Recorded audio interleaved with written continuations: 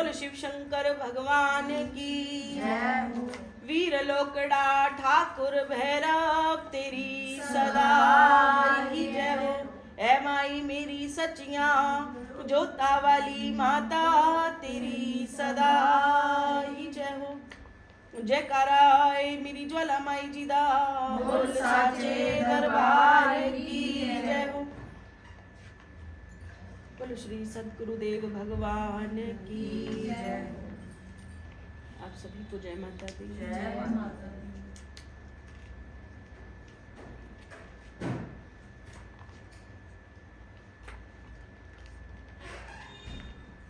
कल सारा प्रसंग माँ कांगड़े वाली जी के निमित्त रखा गया था, आप सबको याद होगा। और साथ में पांडवों के लिए।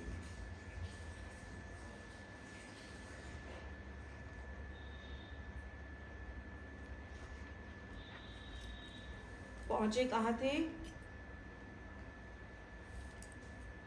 कि जब सारी रात में मंदिर बनाने के लिए जो उन्होंने कामना की, तो माता रानी ने उनको कहा था कि पूरी रात में मंदिर बन जाए, यही उनकी शर्त है। अगर मंदिर सारी रात में बना उनके आदेश के अनुसार, तो माँ उसमें विराजमान हो जाएगी। माता के आदेश अनुसार पांचों भाई जो थे वो भवन निर्माण में जुट गए थे। फिर कह दो जय माता दी। उसके बाद अर्जुन ने किसे श्राप दे दिया? हाँ, जिसने दूध रिड़का उसको क्या कहा था कि अब जब तुम्हारा दूध है ये किसी काम का नहीं रहेगा, इस दूध में से कभी भी माखन से घी नहीं निकलेगा। ये महारानी के आशीर्वाद से जब हमें कोई कुपित कर देता है, तब हमारा क्या मन होता है, जो हमारे मुख से बात निकल जाती है वो महारानी भी पूरी कर देती है। फिर कह दो जय माता दी। इस तरह से जैसे जैसे कहानी आगे बढ़ी, तो अभी बात आ रही है शीला तक आप पहुंच गए थे। उसी यज्ञ उसी के निर्देश में करवाया जाए और वही यज्ञ की तिथि निर्धारित की जाए कि मंदिर तो बन गया था कि मंदिर में प्रवेश भी मैं तभी करूंगी जब आप ऋषि संत मुनों को बुला के लाओगे।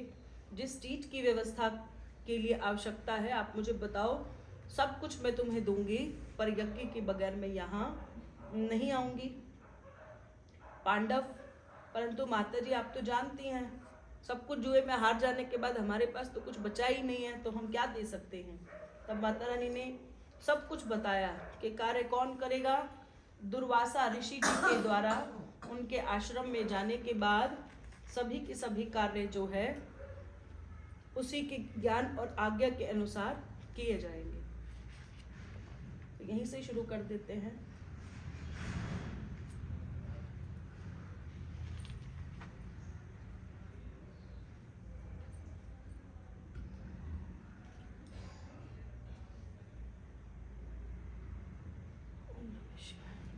युधिष्ठिर ने माता के निर्देश के अनुसार नकुल और सहदेव को दुर्वासा ऋषि को निमंत्रण करने का भार सौंप दिया।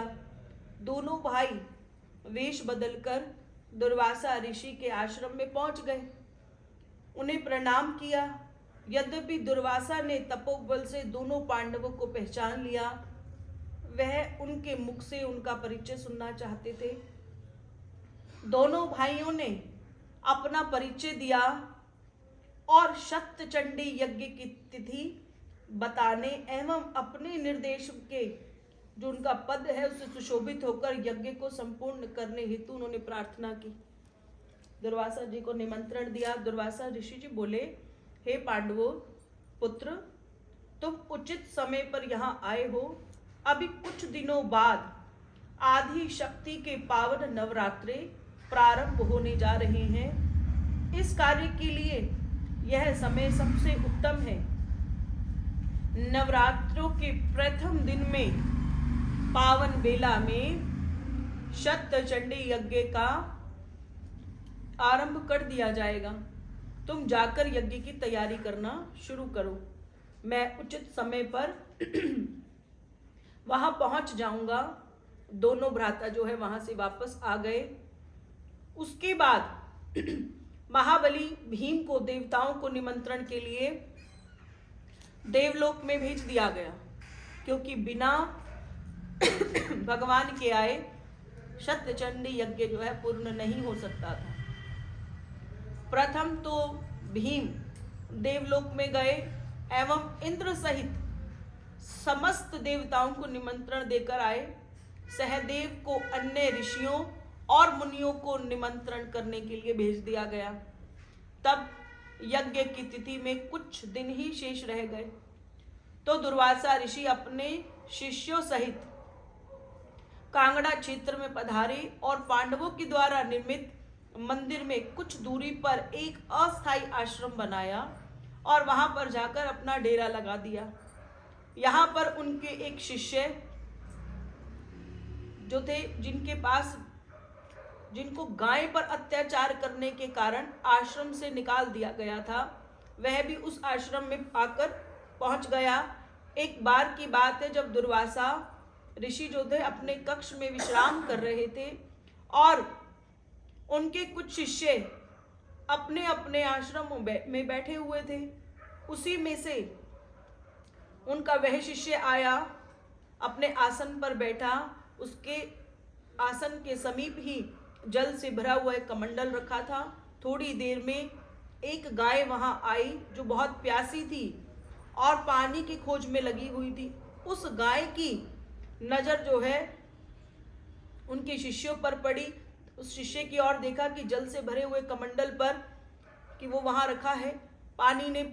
गाय ने सोचा मुझे यह पानी मिल जाएगा और पानी पीने के उद्देश्य से उस कमंडल में मुंह डालने का उसने प्रयत्न किया। उसका मुंह तो कमंडल में जा ही नहीं सकता था, परंतु कमंडल जो है वो अवश्य उलट गया, जिससे सारा जल जो है पृथ्वी पर जाकर गिर गया। गांव का यह कृत्य को देखकर मनु को इतना क्रोध आ गया, उसने अपना एक चिमटा उठाया और गाय को पीटना प्रारंभ कर दिया, जिससे उस प्यासी गाय के शरीर पर काफी घाव हो गए। गाय दर्द के कारण जोर जोर से रंभाने लगी। गाय का आर्तनाद जब दुर्वासा ने सुना तो वह तेजी से अपने कक्ष से बाहर आ गए। दुर्वासा ऋषि ने देखा कि असहाय गाय पर लगातार चिमटे से जब प्रहार हो रहा है, दुर्वासा ऋषि ने तुरंत दौड़कर शिष्य के चिमटे वाला हाथ पकड़ लिया, उनसे चिमटा भी छीन लिया और छीनकर उसे किसी दूर स्थान पर फेंक दिया। ऋषि का चेहरा क्रोध से लाल हो गया और उस शिष्य से बोले, अरे दुष्ट, यह तुमने क्या किया? तूने उस गाय को मारा जो समस्त संसार के मनुष्य को अपना दूध पिलाकर पालती है। तूने उस गाय को मारा है जिसे स्वयं भगवान कृष्ण उनकी पूजा करते हैं। जन्म देने वाली माँ तो केवल 4-5 वर्ष तक ही अपने बच्चों को दूध पिलाती है, परंतु गाय तो तब तक मनुष्य को अपना दूध पिलाती है जब तक मनुष्य संसार से विदा नहीं हो जाता। इसलिए गाय को हमने माँ कहा है। तूने थोड़े से जल के लिए एक प्यासी निरही भरी हुई माँ को ऐसा अत्याचार किया है। अरे दुष्ट, तू मेरा शिष्य कहलाने के योग्य भी नहीं है। मैं अभी तुझे जो है परित्याग कर देता हूं क्योंकि ये सत्य भी है।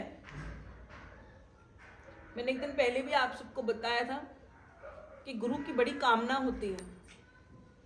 जैसा गुरु की सोच जो है बड़ी ही निर्मल और सरल होती है, तो उसका धीरे धीरे अंतःकरण भी ऐसा होने लग जाता है कि जो उसका शिष्य बने उसका मन भी उसी की तरह निर्मल होने लग जाए।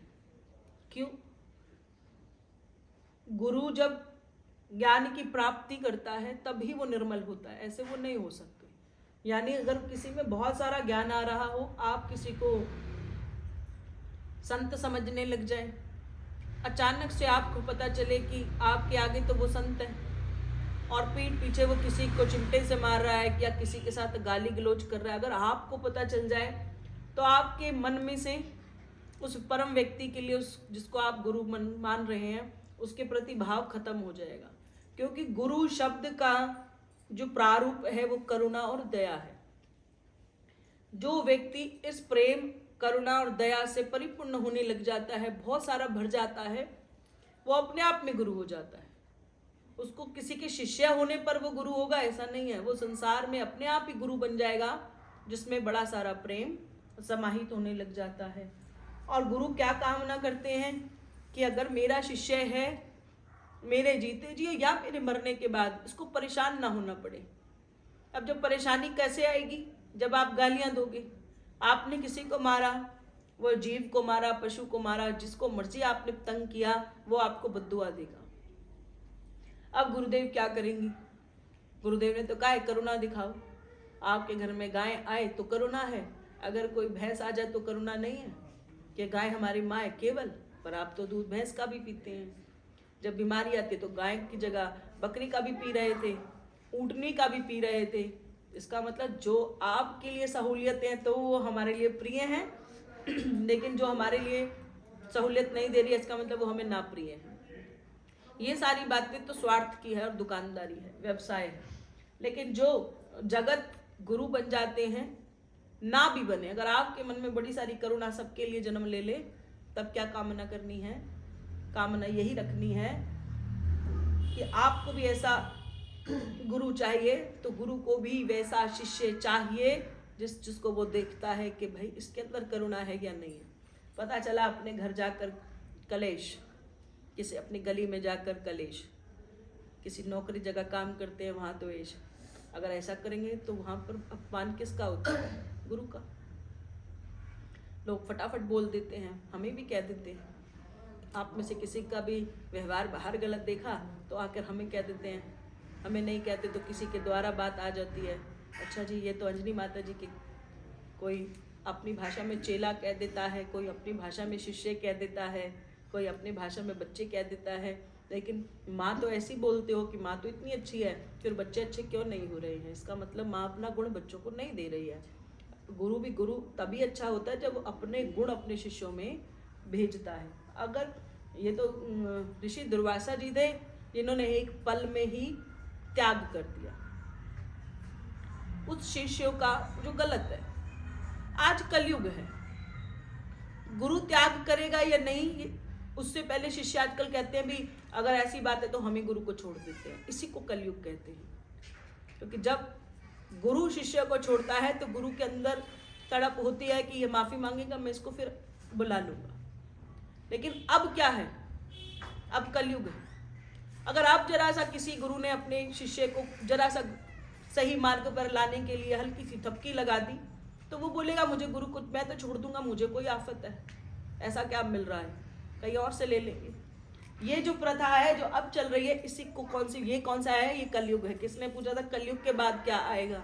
अभी तो कलयुग ही इतना बड़ा है, अभी तो कलयुग आपने कीड़े जितना भी नहीं देखा ही नहीं है।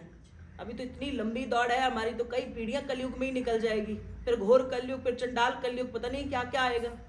अभी तो कुछ भी कलयुग नहीं है और इतनी बुरी हालत है, आप सब देख रहे हैं कैसे कैसे रोग है, कैसी कैसी बीमारी है, कैसे कैसे बच्चे हैं। और अभी अगर 5-7 पीढ़ियां निकल जाएं, पीढ़ियों की बात कर रही हूँ, तब क्या हाल होने वाला है। जहाँ आज पूछते हैं कि माँ की जोत जलाने से क्या होगा, नवरात्र रखने से क्या हो जाता है, माँ की भक्ति करने से क्या हो जाता है, ऐसी बहुत सारी बातें जो हम आजकल सुनते हैं।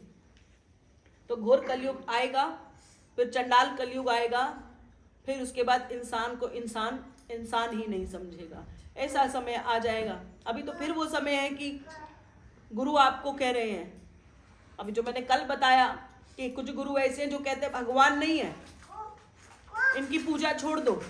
अगर सोचो पीढ़ी उनके साथ जुड़ गई तो अगले 2-4 पीढ़ी के बाद क्या होगा?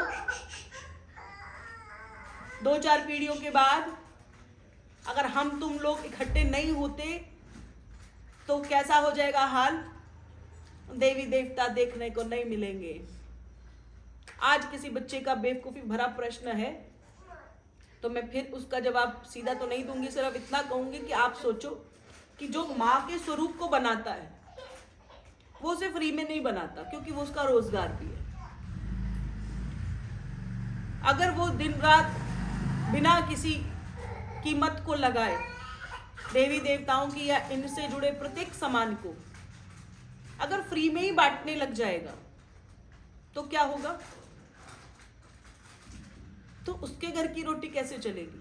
माँ उसे तो भूखा नहीं छोड़ सकती। और आजकल जो फ्री में कार्य कराते हैं तो कोई कहेगा ना कि फ्री में तो 11 रुपए रखकर चले जाएंगे, तो उसके 11 से उसके बच्चे का पेट नहीं भरता। ऐसे ही चाहे जो संत है उसकी फिक्र ना करें, लेकिन जो मूर्तियों को बना रहे हैं, जो ये जोत बना रहे हैं, जो ये घी बना रहे हैं, जो मौली को बेच रहे हैं, जो तिलक को बेच रहे हैं, जो कुछ भी ये कार्य है, ये सेवा के साथ साथ उनका रोटी भी है।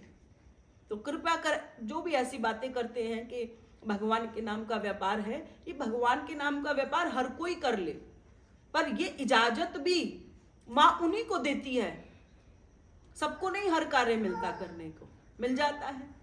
इंजीनियर बनेगा तो उसके लिए उसके भाग्य में लिखा है, वो डॉक्टर बनेगा तो उसके भाग्य में लिखा है, पर इसकी सेवादारी मिलेगी तो ये तय करती है।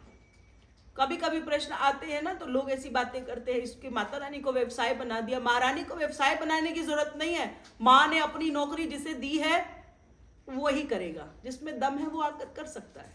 तो कभी भी मैं तो आपके माध्यम से ही कह सकती हूँ कि कभी भी ऐसा ना सोचें कि देवी देवताओं का स्थान केवल एक व्यवसाय है।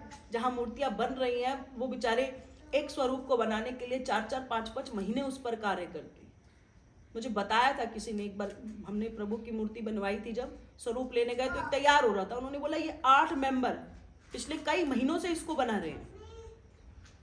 अगर वो हमसे इसको लाखों में नहीं, हम लाखों रुपए नहीं देंगे ना, तो फिर तो कोई खरीदेगा ही नहीं, और ऐसे लोग तो फिर भूखे ही मर जाएंगे।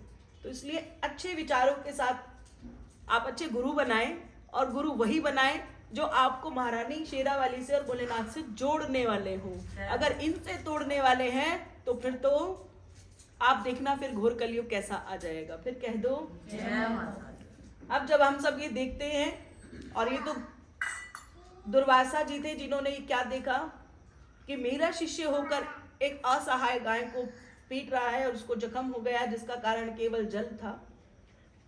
गुरु ने आज्ञा दे दी, कहा कि तुम मेरे शिष्य नहीं हो और मैं तुम्हें त्याग कर देता हूं। क्यों त्याग कर देता हूं? क्योंकि ऐसे महारानी मां रूप में तुमने गाय को पीटा है, तुम मेरे लायक नहीं हो, और तुम्हें इस आश्रम से मैं निकासित करता हूं। तुम मुझे भी, मैं तेरा त्याग करता हूं और आश्रम से भी तुम चले जाओ। तो कहता है, अरे दुष्ट, तू अभी मेरी नजरों से दूर हो जा। उस शिष्य ऋषि ने दूर जंगल में जाकर अपनी कुटिया बना ली और वहां जाकर रहने लगा, किंतु अपने गुरु दुर्वासा के द्वारा किए गए अपमान को भूला नहीं और बदला लेने के लिए उचित अवसर की वो प्रतीक्षा करने लगा। पूरे 8 दिन यज्ञ का कार्य निर्विघ्न चलता रहा। अपने गुरु से बदला लेने के लिए अष्टमी की रात्रि को एक सर्प का रूप धारण करके उस रास्ते में बैठ गया। देखता रहा कि अब कब सब आएंगे। जिस रास्ते से भक्तजनों ने यज्ञ में पहुंचना था, ताकि वह उसको डस सके और जो है यज्ञ जो है वो उसमें एक विघ्न उत्पन्न हो जाए। ऐसे सर्प बनकर बैठ गया।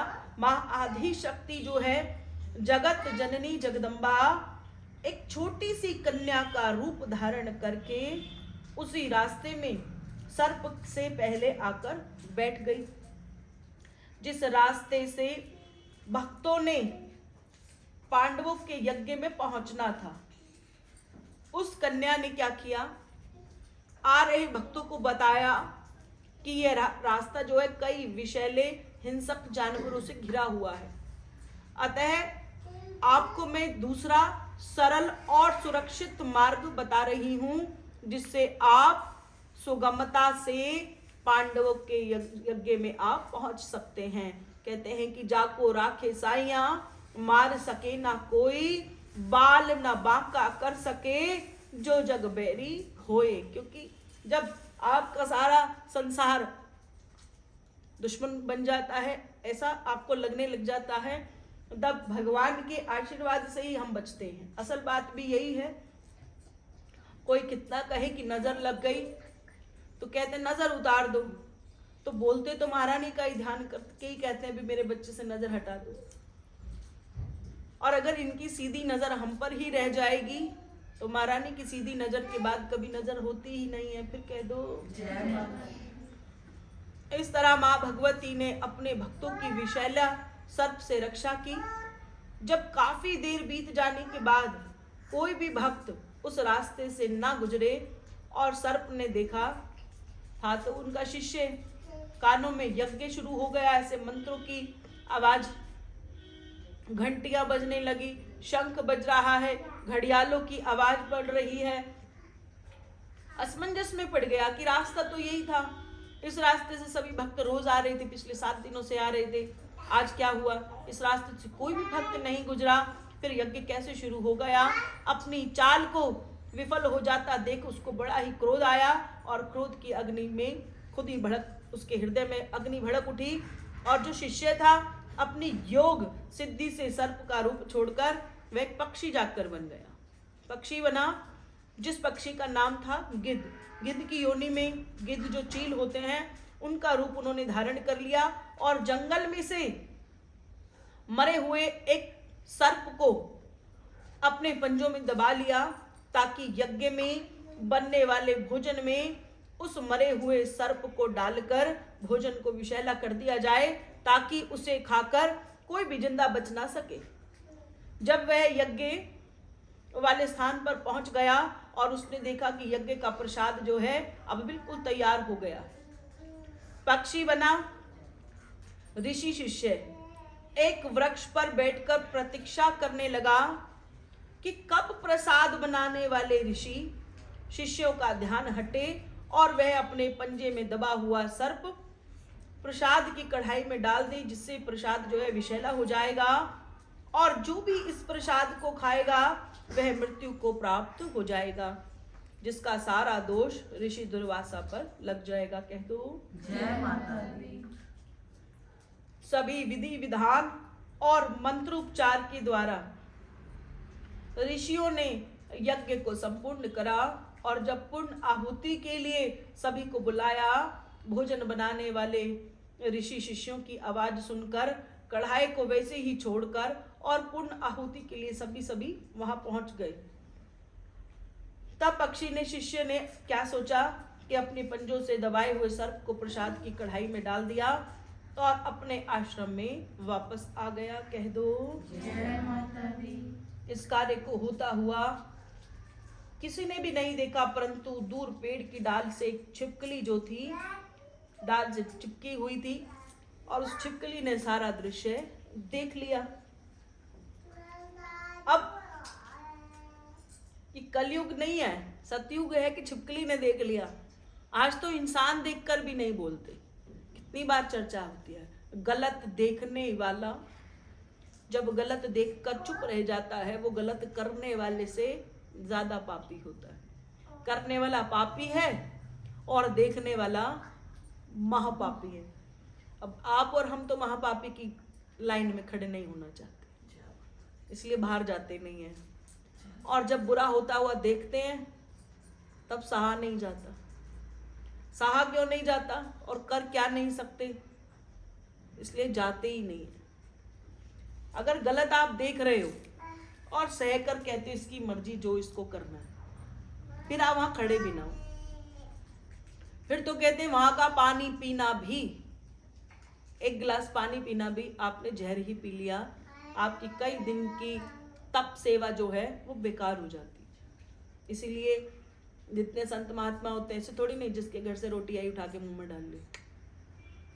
कोई कहे जी मैं देता हूँ, कोई कहे मैं देता हूँ। देने वाली तो दुनिया है, वो खाएंगे किसका? खानी तो 2 ही रोटी होती है उन्होंने, और लाखों लोग हैं जो कहते हैं आओ हम खिला देंगे, लेकिन वो खाते नहीं है। अगर नहीं समझ में आएगा 20-25 लोगों का खाना तो वो सारा खाना लेकर भी किसी जीव जंतु को डाल देंगे पर खुद नहीं खाएंगे। क्यों?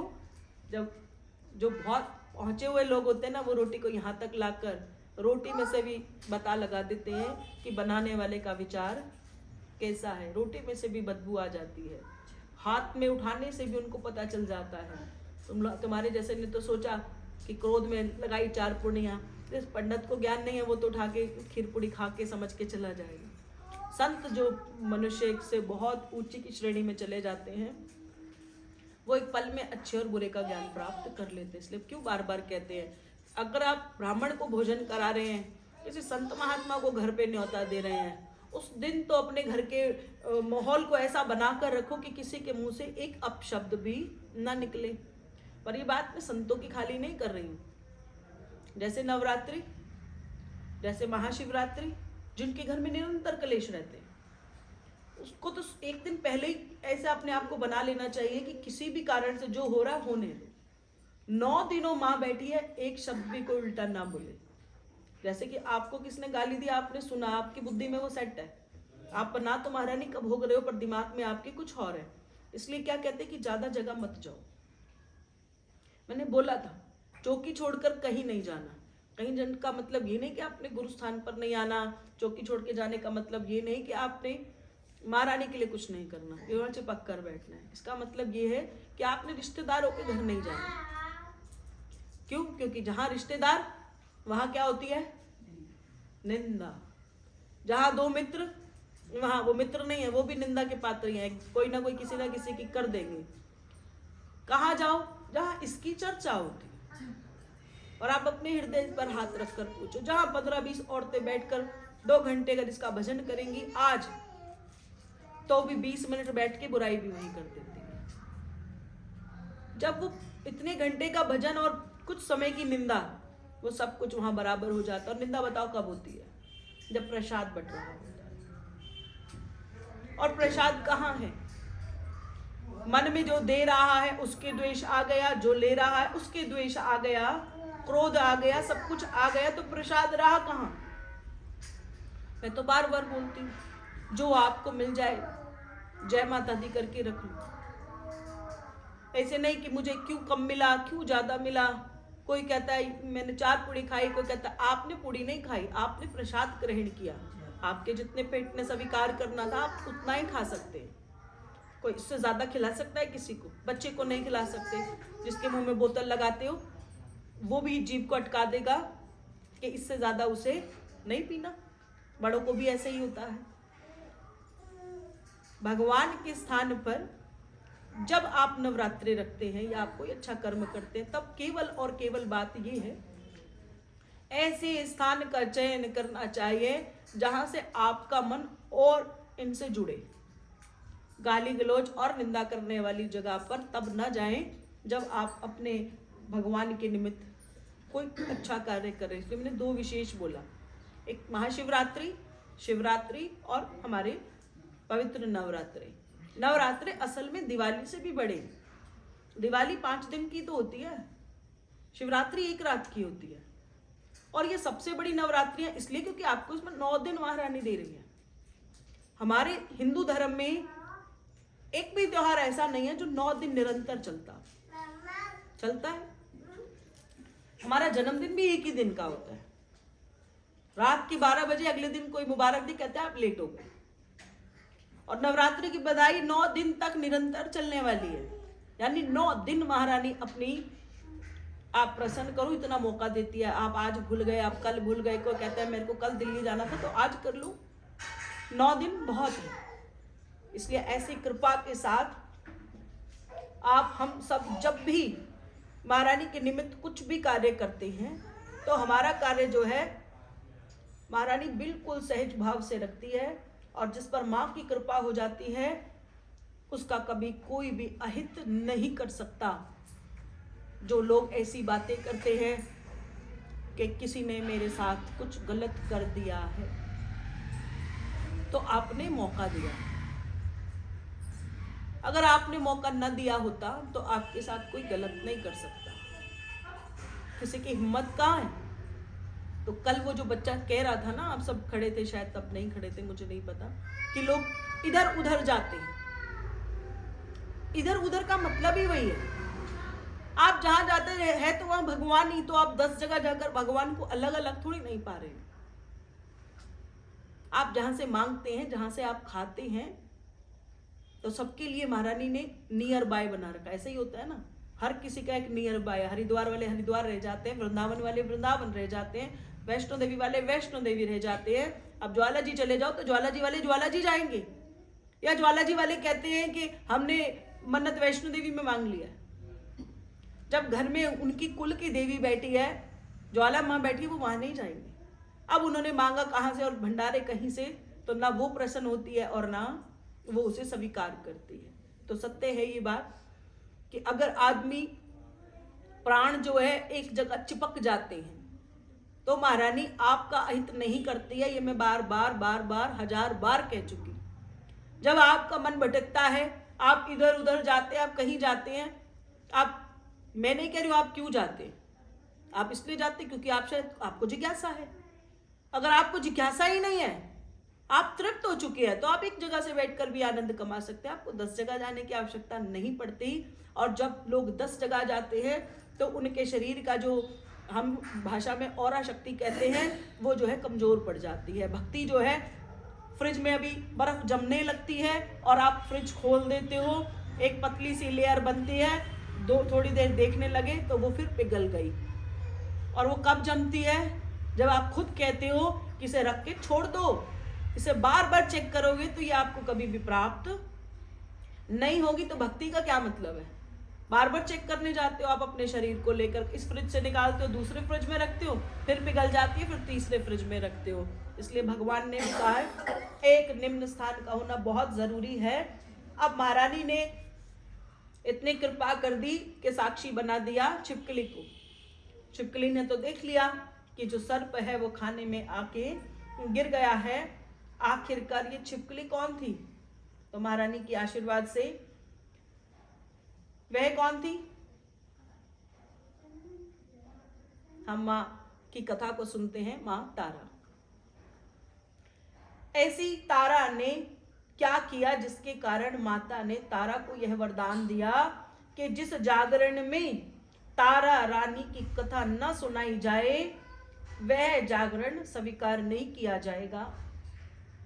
इन सभी प्रश्नों के उत्तरों को जानने सतयुग में जाना पड़ेगा।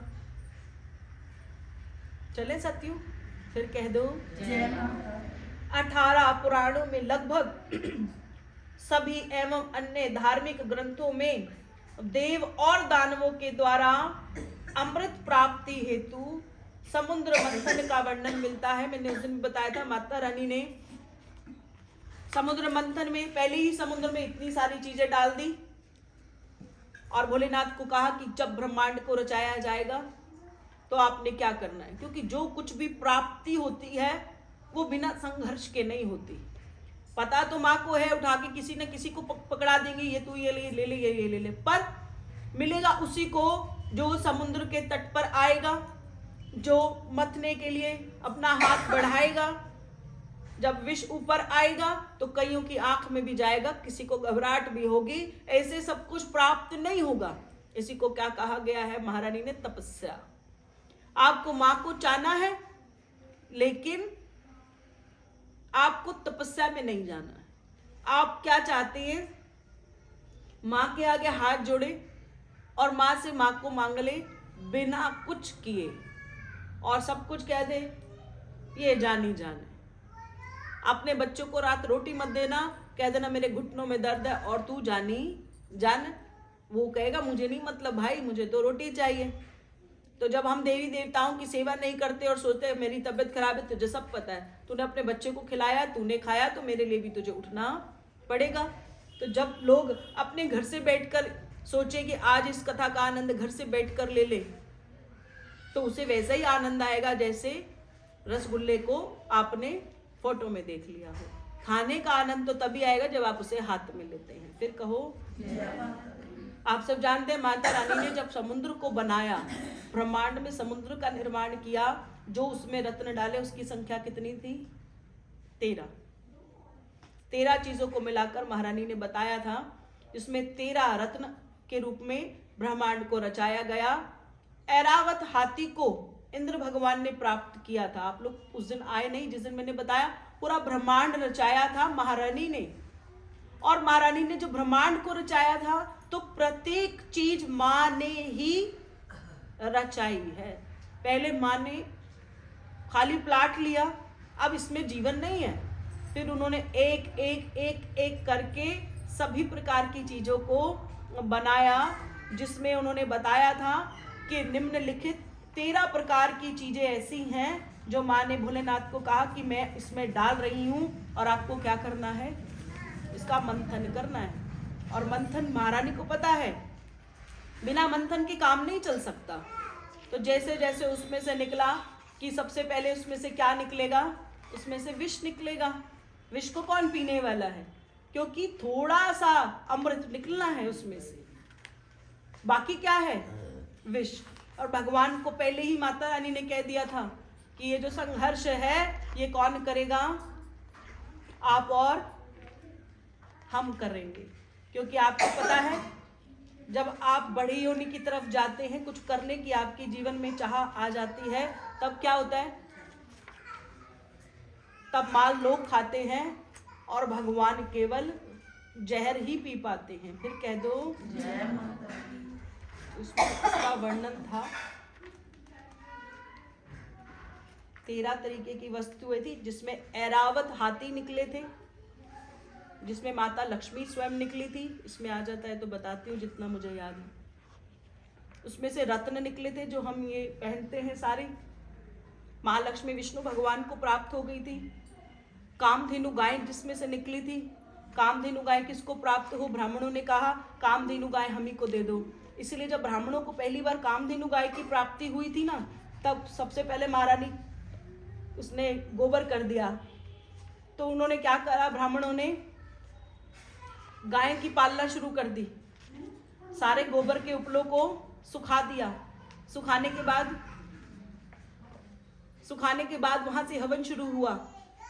फिर माँ नारी ने लोटा भर के दूध दिया, कामधेनु माँ ने दूध को जमाया, उससे दही निकाली गई। उससे भगवान का श्रृंगार में उसका इस्तेमाल किया कि इसे भगवान को पहले स्नान कराते, तभी पंचामृत में दूध का इस्तेमाल होता है, घी का इस्तेमाल होता है और दही का इस्तेमाल होता है। मक्खन का इस्तेमाल महारानी के लिए करते हैं।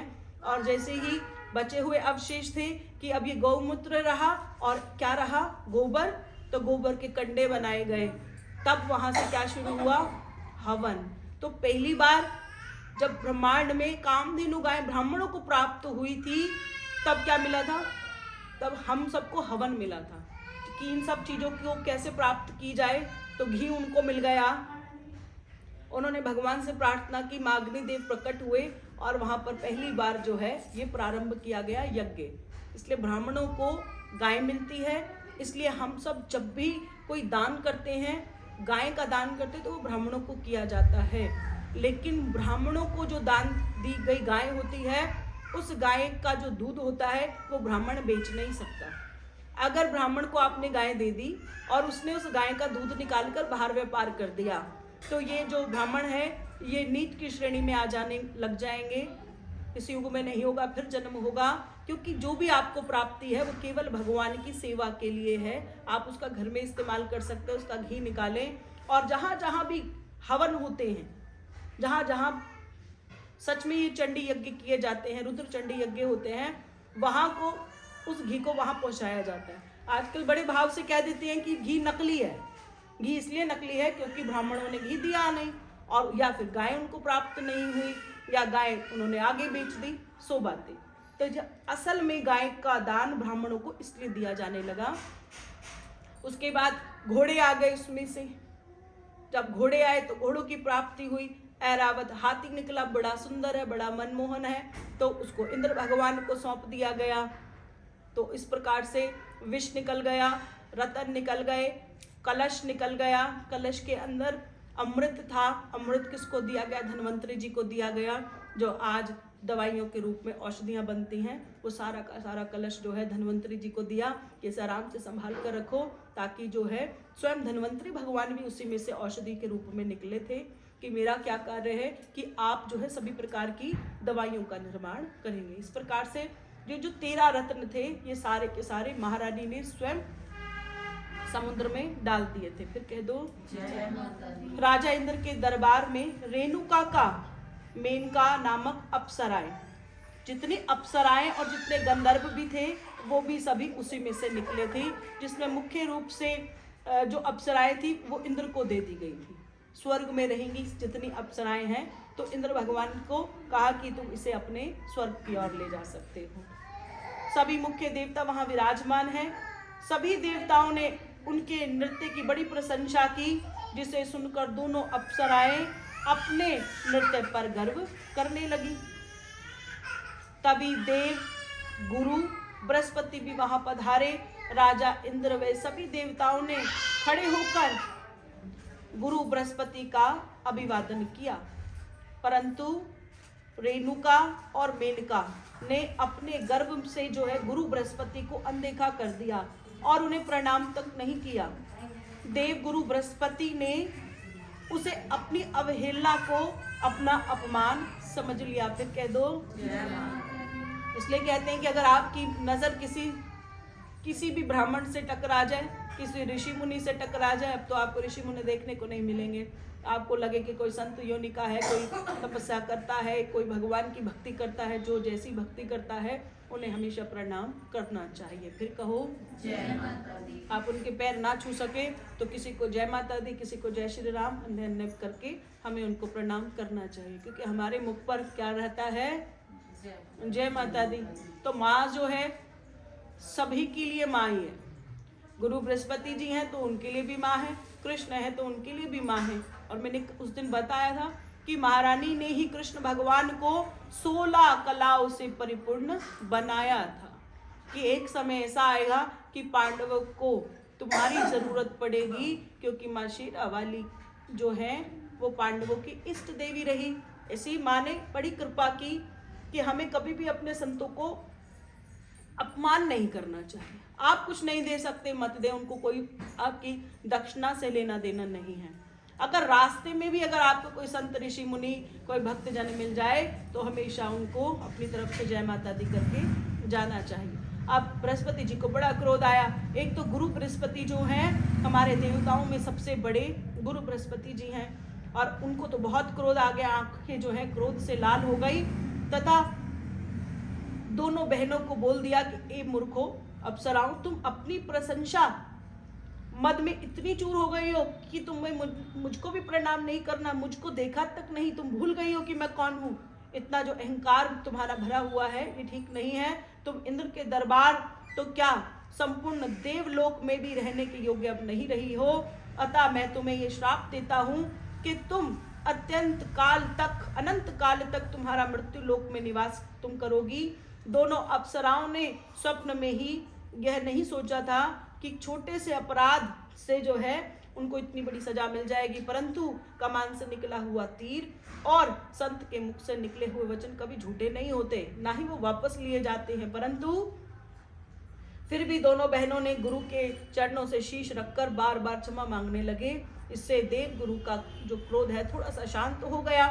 देव गुरु बोले, देवियों, जो श्राप मैंने तुम्हें दे दिया है वो तो अब अटल रहेगा, परंतु तुमने इस जन्म व अगले जन्म की स्मृति तुम्हारे भीतर बनी रहेगी। यदि तुम दोनों सदैव अपने धर्म पथ पर अड़िग रही एवं प्रभु का सिमरण करती रही तो आगे चलकर अवश्य ही तुम्हें मुक्ति प्राप्त हो जाएगी। अभी मैंने तो नहीं कहा ना, अब इसमें भी आ गया कि अड़िग रहना बड़ा जरूरी है। ऐसा नहीं सोमवार सोम और मंगलवार मंगल, जो करो जिसकी भक्ति करो अटूट होकर करो। अड़िग हो जाओगे तो क्या पता हम भी कोई पिछले जन्मों में कोई ऐसा भुगतान करके आए हैं। हम लोग भी अपने जीवन में अगर सोचे किसी को कोई कष्ट है, किसी को कोई कष्ट है, और निवारण के लिए क्या कर रहे हैं, आज इस घर और कल उस घर, तो इसका मतलब तो अभी हमारी गति नहीं हो सकती, उस व्यक्ति की गति नहीं हो सकती जो अड़िग नहीं है। इसलिए मुझे कोई लाख बार भी कह दे तो अपने को एक ही बात समझ में आती है, अगर ये नहीं दे सकती तो फिर किसी और को कहे कि वो दे दे, तो ऐसा हो ही नहीं सकता, क्योंकि देने वाली एक है और प्रभु मांगत लाख करोड़। सारा संसार, सारा ब्रह्मांड इससे मांग रहा है और ये दे नहीं रही है। क्यों नहीं दे रही है? क्यों नहीं दे रही है? टाइम नहीं आया? नहीं जी, टाइम तो तभी आएगा जब आपने बोया होगा। आपने खेत में बोया ही कुछ नहीं है तो आप क्या सोचोगे अभी चैत्र मास आएगा तो बड़ी बड़ी आपको ज्वार मिल जाएगा, गेहूं मिल जाएगी, समय की बात नहीं है। समय पर तो मिलेगा, आपका बोया हुआ तो हो कि नहीं, बोना तो पड़ेगा। ये सबकी अपनी अपनी खेती है। अगर आप अपने खेत को हरा भरा करोगे नहीं, उसमें बीज डालोगे नहीं, तो क्या निकलती है मैं ही बता देती हूँ, खरपतवार, घास फूस। बारिश तो हुई पर आपने बीज डाला ही नहीं, तो आपकी बुद्धि में क्या है, खरपतवार है, आपकी किसी काम की नहीं है। झाड़ के झाड़ बने चले जाएंगे और एक दिन आप खुद उसे तोड़कर बाहर फेंक दोगे, ये मेरे किसी काम नहीं आया। और अगर आप जो बीज बोगे तो फल भी वही आएगा, ये बात भी तय रखना, क्योंकि ये हमने थोड़ी नहीं कही है, तो भगवान ही कहते हैं। अगर आम के फल को बोना है, खाना है, तो किसको, बड़ा आसान सा उसी के बीज को बो देते हैं और आम निकल जाता है। अब मां चाहिए तो कैसे आएगी, भगवान मां की आपको प्राप्ति चाहिए तो बीज रोपण महामाई के नाम का अंदर करना है। मां का नाम आपने इस अपनी खाली जगह में पानी से अच्छी तरह मिट्टी से साफ करके, और आज एक ही बीज इसके अंदर डाल देना और लिख देना मां। अब उसके बाद आपने क्या करना है, 6 महीने अपने तप का जल और खाद उसमें डालते रहनी है। तो एक समय आएगा कि आपके अंदर से भगवान के नाम का पौधा, फिर वृक्ष, फिर जटाएं, फिर फल, सब कुछ की प्राप्ति है। जगह इतनी है, ये तो इतनी ही है, इसमें इतने सारे पौधे मत लगा देना कि ना ये फल दे और ना वो फल दे। अड़िग भाव से की गई भक्ति से ही हम अपने पूर्व जन्म के प्रारब्ध को सच में काटते हैं। ये हमारा सबसे अच्छा निर्णय है कि आज ही अपने जीवन में ले लेना। और अगर आपको लगता है आप परिपूर्ण हो, आपको भी और कुछ चाहिए नहीं है, आप अपनी जिंदगी में संतुष्ट हो, फिर ये तय कर लेना कि आपको संतुष्टि मिली कहाँ से है। अगर आपको फिर लगे कि संतुष्टि में कंफ्यूजन है, फिर तो आपको ही अपना उद्धार करने के लिए अपने अंदर बहुत सारी चीजों को शोधन करना पड़ेगा। आप देव गुरु ने तो श्राप दे दिया, आप सिमरन करना है और वो भी अड़िग होकर करना है। देव गुरु के श्राप के कारण दोनों बहनों ने मृत्यु लोक में एक ब्राह्मण के घर में जन्म लिया। पूर्व जन्म की स्मृति बनी रहने के कारण दोनों बहनें पूजा पाठ और धर्म कर्म में लगी रहती थी। जागरण पंथ के गुणी जनों के द्वारा बताया जाता है कि इन दोनों बहनों का नाम, एक का नाम रखा गया नंदा और दूसरी का नाम रखा गया सुगंधा। एक दिन नगर में विचरण करते समय दोनों बहनों ने देखा कि एक संत जो है सत्संग कर रहे हैं। दोनों बहनें श्रद्धा पूर्वक संगत के माध्यम से जाकर वहां बैठ गई। संत जी उस समय एकादशी के व्रत और उससे मिलने वाले फल का वर्णन कर रहे हैं। वह उस समय एकादशी माता के विषय में कथा कर रहे थे। फिर कह दो जय माता दी। क्योंकि एकादशी का जो व्रत है उसे बहुत सारे लोग रखते हैं। एकादशी का व्रत विशेषकर वो लोग रखते हैं जो धर्म से जुड़े हुए होते हैं। व्रत नहीं रखते तो उनके नियमों का पालन कर लेते हैं। जो 2-3 छोटी छोटी सी बातें हैं उनका ध्यान रखते हैं। जिसमें विशेष बात क्या आती है, चावल। बाकी तो हमारे कोई ना भी याद रहे, पर ये हम देख लेते हैं कि आज एकादशी तो नहीं है। मैंने तो कहा भी था चावल खाने हैं, पूरे साल की एकादशी चावल के डब्बे पे लगा दो। जब डब्बा खोलो चेक कर लो आज एकादशी तो नहीं है, कि ये वर्जित है कि आप एकादशी के दिन चावल का सेवन ना करें। और दूसरी ओर आपको बता दूं, अगर इतनी भी बुद्धि काम नहीं करती और 2-4-5 महीने में लगातार एकादशी वाले दिन मुंह में चावल जा रहे हैं, तो समझ लेना आने वाला समय जो है बड़ा ही कष्टों से भरा हुआ है। जब भी आपको ऐसा लगे वीरवार आ गया, सिर धुल गया, वीरवार आ गया, आज जो नहीं करने थे वो सभी कार्य मैंने कर दिए। अभी मैं आगे शुरू करती हूँ। फिर मैंने एक दिन कहीं पढ़ लिया था, बोला एकादशी आप बृहस्पतिवार को सिर धो सकते हो, कोई प्रॉब्लम नहीं आती है। नवरात्रि में भी आप सिर को धो सकते हो, कोई समस्या नहीं आती। इसी छोटी छोटी वीडियोस के तौर पर लोगों ने बता रखा है। क्यों नहीं धो सकते ये मैं बताती हूँ आपको। क्योंकि इसलिए नहीं धो सकते क्योंकि पहले समय में माना जाता था कि अपने बड़ों के आगे आप सिर खोल कर ना आए। यही एक कारण है कि आप मंदिर में भी अपने सर को खोलकर ना आए। अब सिर खोलकर ना आना और सिर खोलकर आना कि मामाई का वास उसमें हो सकता है या ये सारी बातें, ये बात की बातें। पहली बात ये कि आप माँ को अपना सब कुछ मानते हो, तो उनके सामने हम बच्चों को ऐसे सरों को खोलकर बिना चुन्नी के नहीं आना चाहिए। एक काम तो ये सबसे बड़ा हो गया। और दूसरा, गुरु बृहस्पति जी जो हैं वो बहुत बड़े हैं और वो जो है खुशबू चीज़ों को पसंद नहीं करते। आज आप हम सब जब किसी शैम्पू का इस्तेमाल कर लेते हैं तो शैम्पू से खुशबू आती है खुशबू। बस इसी कारण से कहते हैं कि आप ऐसा कोई भी काम ना करें जो आपके सौंदर्य से जुड़ा हुआ हो, जो भगवान गुरु जो बृहस्पति है उनको अच्छा नहीं लगता।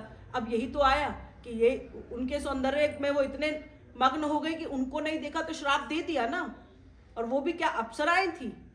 तो अप्सराओं से गुरु बृहस्पति जी के साथ ये समस्या बनी रही। इसलिए जिस दिन गुरु बृहस्पति जी का वार होता है तो क्यों कह देते हैं सुबह सुबह उठो, जल लो और केले के वृक्ष में जाके चढ़ाओ, जिससे आपको ये सारी बातें याद रहें कि आज वीरवार है। और वस्त्र नहीं धोने, क्यों नहीं धोने कि सारा दिन अगर वस्त्रों को ही धोते लग जाओगे तो बाकी देवी देवताओं की पूजा कब करोगे। गुरु बृहस्पति अगर जिससे प्रसन्न होते हैं, जिस घर में उनकी कृपा होती है, उनके घर में कभी आप ये नहीं सुनेंगे कि आज हमारे जीवन में ये कष्ट आ गया, मेरे बच्चों की शादी नहीं हो रही, मेरे बच्चों के पास बच्चे नहीं हैं, हमारा जीवन तरक्की की ओर नहीं बढ़ रहा। ऐसी कोई भी बात जो है, ये गुरु बृहस्पति जब तक आपके जीवन में खुश हैं, आपको आशीर्वाद प्रदान करे, जब तक कोई भी आपके जीवन में कष्ट नहीं आ सकता। तो क्या करना है, गुरु बृहस्पति का कारण भी यही है कि आपके जीवन में गुरु होना चाहिए। किसने कहा था गुरु बंधन है, तो सच में गुरु बंधन है। जब तक गुरु के बंधन में बंधोगे नहीं तब तक कल्याण होता नहीं। तो कह दो जयकारा शेर वाली जी दा, साचे दरबार की जय, जगदिया जोता वाली माता तेरी सराय। अब जितने हिंदू धर्म से जुड़े हुए बच्चे हैं, मैं जानती हूँ बहुत सारी शादियां हैं, फिर कह दो जय माता दी। तो एकादशी की उत्पत्ति कैसे हुई थी, मैं उसका बस वर्णन करूंगी, फिर हम आरती करेंगे। हे सज्जनों, आज मैं आप लोगों के समक्ष एकादशी की उत्पत्ति के विषय में वर्णन करती हूँ। भक्तजनों, बुराइयां और अच्छाइयां सदैव ही हमारे साथ रही हैं। जब सतयुग में ही देवों और देवताओं की उत्पत्ति हो चुकी थी तो विपरीत स्वभाव होने के कारण दोनों में यह युद्ध होता रहा था। इसी क्रम में सतयुग में मूर नामक एक ऐसे दैत्य हुए जो पराक्रमी था।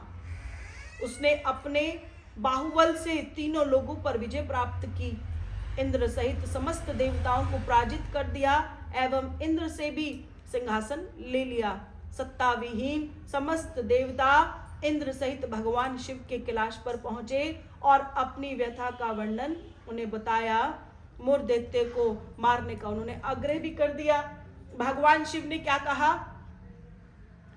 कि उसकी मृत्यु किसी नारी के हाथों से लिखी है। मैंने ये आपको वर्णन सुनाया था, याद है। आज श्री विष्णु जी के पास सब पहुंच जाएं, इसमें वही आपकी सहायता कर सकते हैं। सभी देवता बैकुंठ धाम में भगवान विष्णु के पास पहुंच गए और दैत्य के द्वारा अपने ऊपर किए गए अत्याचारों का वर्णन करने लगे। बड़े ही करुण भाव से सहायता करने की प्रार्थना की। भगवान विष्णु ने उनकी सहायता करने का वचन दे दिया और भगवान विष्णु ने मूर दैत्य के समक्ष जाकर युद्ध के लिए उनको ललकार दिया। दैत्य सहायक दैत्यों के साथ विशाल सेना लेकर रणभूमि में आकर खड़ा हो गया। दैत्य यानी दानव। मूर एवं भगवान विष्णु में बहुत भयंकर युद्ध हुआ। अनेक वर्षों तक युद्ध चलता रहा। इस युद्ध में भगवान विष्णु ने मूर के सहायक दैत्यों तथा उसकी समस्त सेनाओं का संहार कर दिया।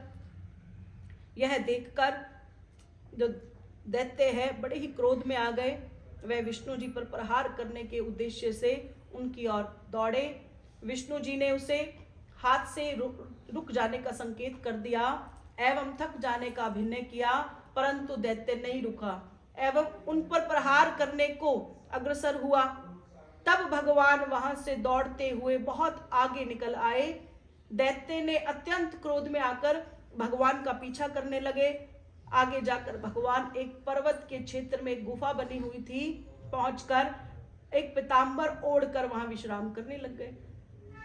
विश्राम करते करते उनकी आंख लग गई और उन्हें नींद आ गई। उधर जो दैत्य है उन्हें ढूंढता हुआ उस गुफा में प्रवेश कर गया। उसने देखा कि कोई व्यक्ति जो पीताम्बर ओढ़े सो रहा है, वह समझ गया यह विष्णु जी हैं जो यहाँ सोने लग गए हैं। जो दैत्य था उचित अवसर जानकर वैसे ही अपने खड़ग को उठाते हैं और भगवान विष्णु पर प्रहार करने को उद्यत हुए। तब विष्णु जी की देह से एक सुंदर एवं तेजस्वी स्त्री प्रकट हो गई। कह दो जय माता दी। उनके हाथों में अनेक भयानक अस्त्र शस्त्र थे। उसने मुर दैत्य को कहा, अरे दुष्ट, पहले मुझसे तुम्हें युद्ध करना होगा। यदि तुमने मुझे पराजित कर दिया कि तुम भगवान विष्णु से युद्ध करना, उसके बाद ये जो देवी थी और जो मुर व्यक्ति नामक था, इन दोनों के अंदर बहुत जोरों से युद्ध छिड़ गया और इस युद्ध में मुर दैत्य जो है उसकी मौत हो गई। कुछ समय के पश्चात भगवान विष्णु की आंख खुली। अपने सामने मृत दैत्य को देखा और उस नारी की ओर देखा और पूछा, हे देवी, तुम कौन हो और इस दैत्य को किसने मार दिया है? तब वह नारी बोली, हे प्रभु, मैं आपकी देह से प्रकट हुई हूँ और इस दैत्य को मैंने ही मारा है।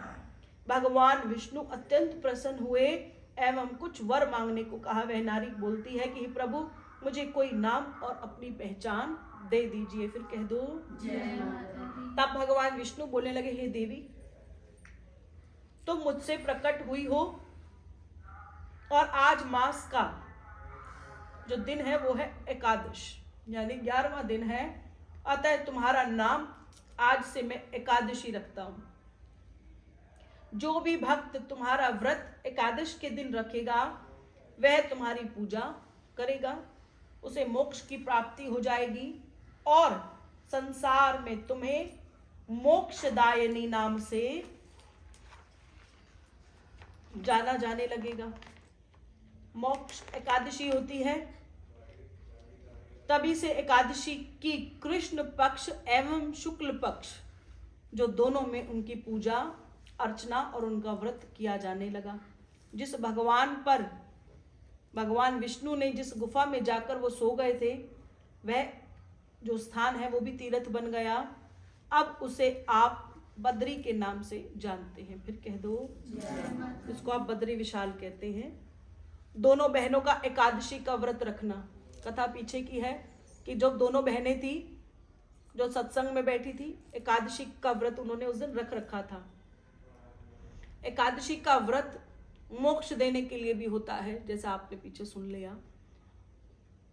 तो जब आप सब अपने जीवन काल में व्रत रखते हो मोक्ष की कामना करने के लिए, तो जो विष्णु पंथ से जुड़ जाते हैं तो वो लोग एकादशी रखकर मोक्ष की कामना करते हैं, और जो महाशक्ति से जुड़ जाते हैं वो इन्हीं की आराधना, इन्हीं की पूजा और इन्हीं की आरती और इन्हीं की सेवा और इन्हीं के श्रृंगार से भी मोक्ष की प्राप्ति कर लेते हैं। ऐसा नहीं कर सोचना कि विष्णु भगवान की सिर्फ एकादशी से ही मोक्ष की कामना है, नहीं।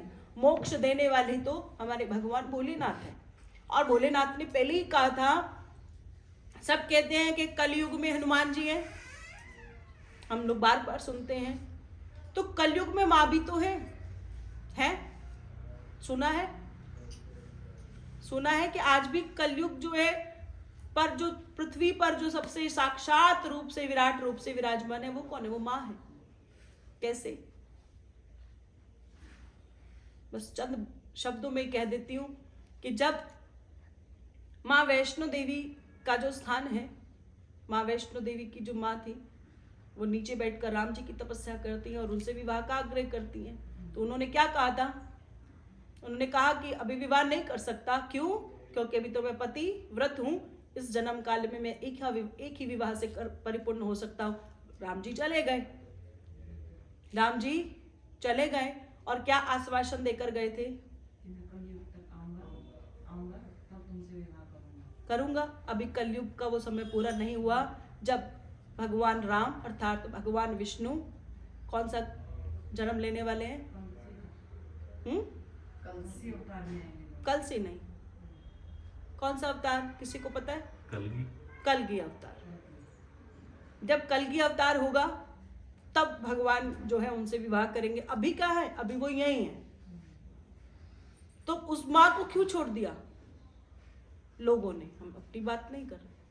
माँ को उन्होंने क्यों छोड़ दिया? उनको लगा माँ कुछ नहीं दे रही, क्योंकि आज किसने कह दिया कोई अवतार प्रकट हो रहा है, किसने का कलयुग में अगर घर घर में जिसका वास है, कलयुग नहीं जिसका सतयुग में भी जिसका वास था, जिसका द्वापर और त्रेता में भी वास था, और जिसका कलयुग में भी वास है, और जिसका आगे कलयुग के बाद भी जिसका वास रहेगा, वो कौन है? वो तो माँ है।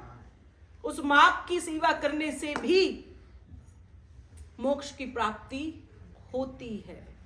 अगर ऐसा स्वीकार हम कर रहे हैं, क्योंकि हम पिछले जन्मों में ऐसा हो सकता है कोई पाप कर कर आए हों, और हम भी इसी कामना में लगे हैं कि इस जन्म में माँ की इतनी सेवा जरूर करें कि माँ हमें मोक्ष की प्राप्ति कराए, फिर कह दो जय माता दी। अब ये तो वो भूख है जो लगाने से नहीं लगती।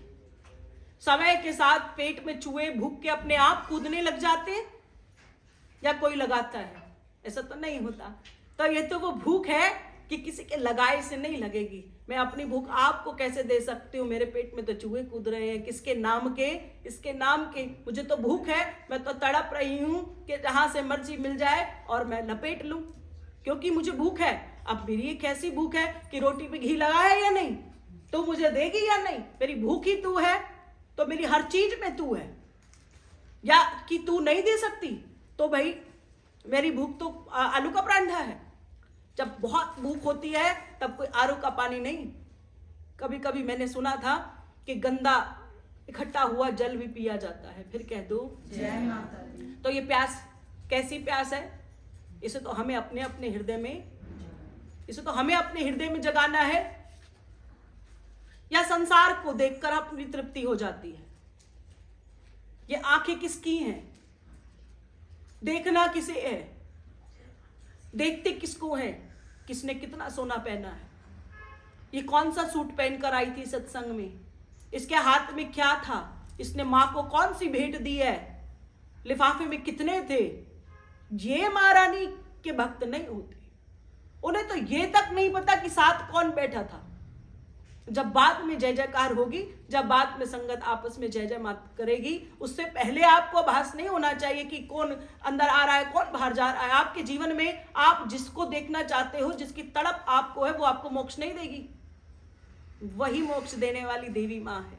और मोक्ष क्या है? 9 महीने जब गर्भ में बच्चा रहता है, तब मोक्ष कौन देता है? तड़प किसके लिए होती है?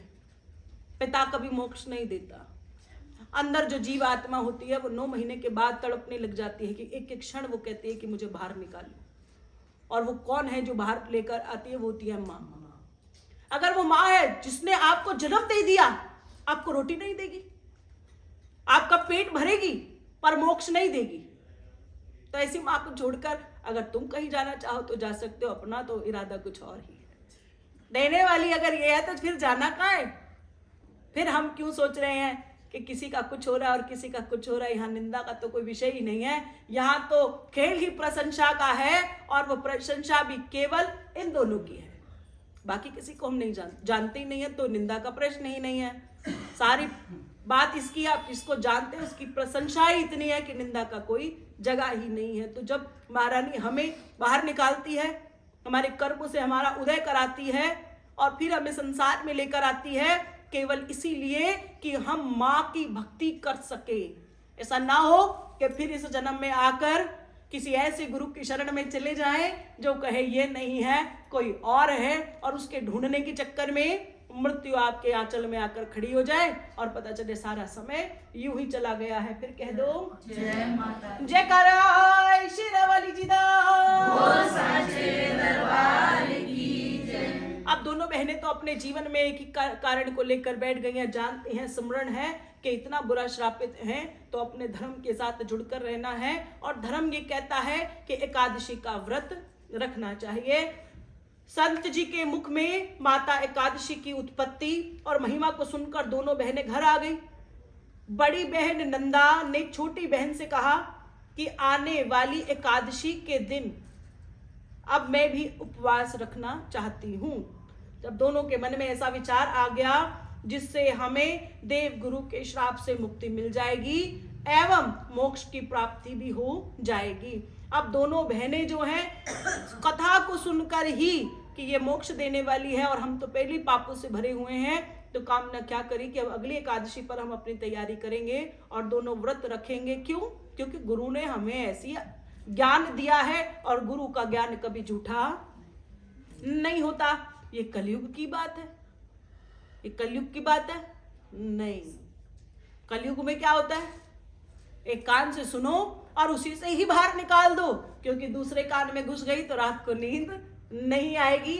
और ज्ञान दूसरे कान में कभी नहीं आता, जहां बैठकर उठते हैं अपने ज्ञान को वहीं झाड़कर अपना ज्ञान वहीं छोड़ जाते हैं। क्योंकि जब उठते हैं तब प्रसाद तेरी मेरी, तू कल नहीं मिली, तू आज नहीं मिली।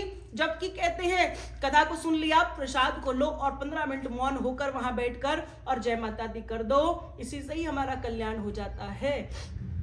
दोनों बहनों ने तो मन बना लिया कि प्राप्ति तो करनी है, तो ऐसा करेंगे, आने वाली एकादशी का जो व्रत है हम दोनों बहनें अवश्य रखेंगी, जिससे क्या होगा, हमें भी मोक्ष की कामना जो हम कर रहे हैं वो हमें प्राप्ति हो जाएगी। जब पुण्य फलदायी देने वाली एकादशी का व्रत आया तो दोनों बहनों ने श्रद्धा पूर्वक एकादशी का व्रत रख लिया और सुबह उठे, स्नान किया, घर के पास मंदिर है वहां चले गए, माता एकादशी के नाम की उन्होंने ज्योति लगाई एवं एकादशी माता की उत्पत्ति की कथा को सुना।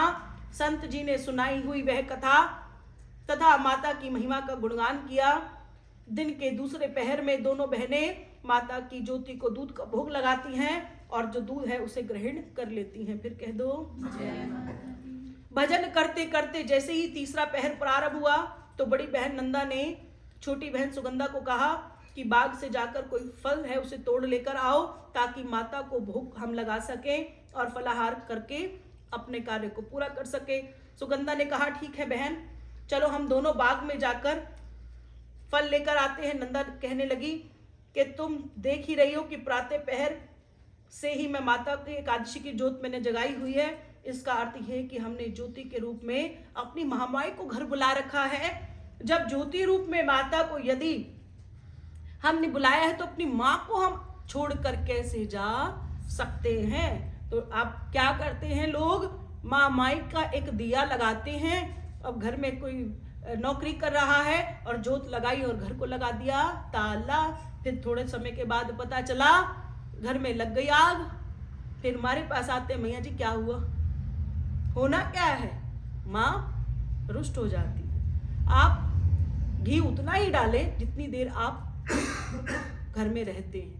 10 मिनट की जोत जगाए, ऐसा कोई अहंकार नहीं है कि मेरे घर की जोत तो सुबह जलाते हैं और रात तक जगती है। तो इसको जगाने का मतलब यही है कि आपको उसके इर्द गिर्द बैठना आपकी जरूरत है। आप माँ की ज्योति को अकेला नहीं छोड़ सकते। फिर कह दो जय माता दी। अब वो कहते कि मैंने तो एकादशी माता को अखंड ज्योति के रूप में विराजमान कर दिया है, इनको छोड़कर मैं तो नहीं जा सकती। तो क्योंकि अगर हम चले गए तो ये तो माँ का अपमान हो जाएगा। तनिक विचार करो कि यदि किसी को अपने घर पर अगर हम बिठाकर बहुत देर के लिए उसके पास ना जाएं या फिर स्वयं को इतना व्यस्त दिखाएं कि कोई हमारे घर आया उसको एक सोफे पर बिठाकर और अपने अपने सभी कार्य करने लग जाए, तो आपका मेहमान आपके घर कितनी देर बैठता है, पानी भी नहीं पीता है। फिर कह दो, फिर कह दो जय माता दी। जयकारा शेरा वाली जी दा बोल साचे दरबार की जय। अब काफी समय बिठा दें तो कोई भी हमारे पास नहीं रहता। स्वयं को कितना अपमानित महसूस होता है, वह रुष्ट हो जाएंगी तथा पुनः कभी भी हमारे घर नहीं आएगा वह व्यक्ति। यदि एक साधारण मनुष्य स्वयं को अपमानित महसूस कर सकता है तो यह तो सब कुछ प्रदान करने वाली महामाई एकादशी माता है। इसलिए मर्यादा यही है कि हम में से कोई एक यहाँ रहे और दूसरा बाग में जाकर इनके लिए फलाहार लेकर आए। इसी प्रकार इस माता का यह ज्योति रूप अत्यंत लघु है। तुम्हें पता है कि यह छोटी सी अग्नि तो है, यदि यही ज्योति जो है प्रचंड रूप धारण कर लेगी तो कितनी हानि हो सकती है। फिर कहो जय माता दी। इन दोनों कारणों से घर में जग रही ज्योति को कभी अकेला छोड़कर नहीं जाना चाहिए, क्योंकि जो लोग ऐसा करते हैं तो उन्हें कहीं ना कहीं भोग भोगना पड़ता है। अब मैं कहती हूँ कि यहाँ निवेदन करना चाहेंगे कि घर में जब भी माता की ज्योत को जगाएं तो जब तक ज्योति जग रही है उसे अकेला छोड़कर कभी ना जाए। घर का कोई ना कोई सदस्य वहां विद्यमान रहना चाहिए। यदि घर के सभी सदस्यों का कहीं जाना बहुत ज्यादा जरूरी हो और घर में अखंड ज्योत ना जगाई गई हो तो ज्योति के दीपक में घी को थोड़ा सा डालें और जब तक ज्योति विदा ना हो तब तक आप भी अपने घर से बाहर न जाएं। फिर कह दो जय माता दी। ऐसी जागरण मंडली जो होती है, जिनका संचालन जागरण पंथ के घरानों की पीढ़ियों के संत महंत कर रहे हैं, उन्हें प्राचीन गुरुओं के द्वारा दी गई जो शिक्षा है एवं मर्यादाएं परंपरा का जो भी ज्ञान है, इसलिए वर्तमान के यहाँ बाड़ाधारी जितने होते हैं गुरु मंत्र युक्त, जहां कहीं भी जागरण करते हैं मध्यांतर होने पर जग रही ज्योत को कभी अकेला छोड़कर नहीं जाते। या तो घर के किसी सदस्यों को वहां बिठा देते हैं और या मंडली के किसी सदस्यों को वहां बिठाया जाता है जो ज्योति का ध्यान रखता है, जो कि ये अति आवश्यक है। फिर कह दो जय माता दी।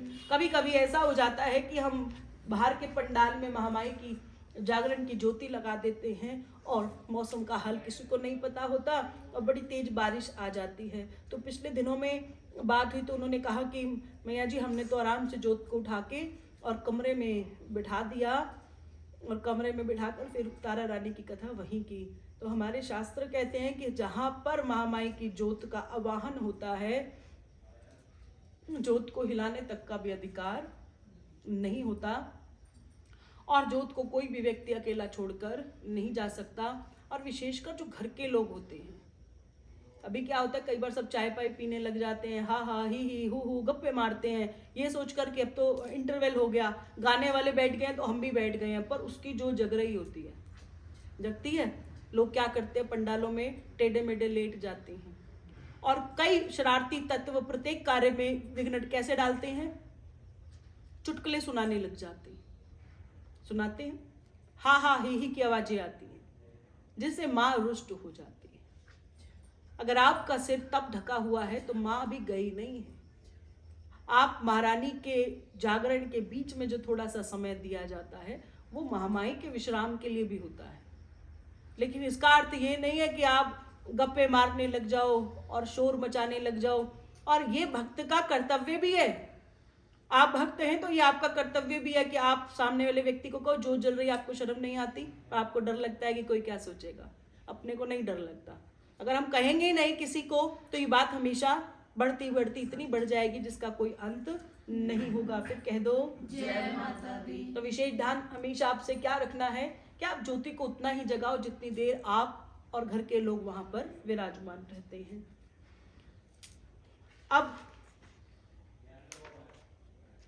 मंडली के सदस्यों को वहां बिठा दिया और कहा कि ज्योत का ध्यान रखें, ये विशेष बात थी। अब बात यह है कि जो छोटी बहन सुगंधा को यह बात समझा दी तो अकेली ही फलाहार लेने के लिए बाग में चली गई।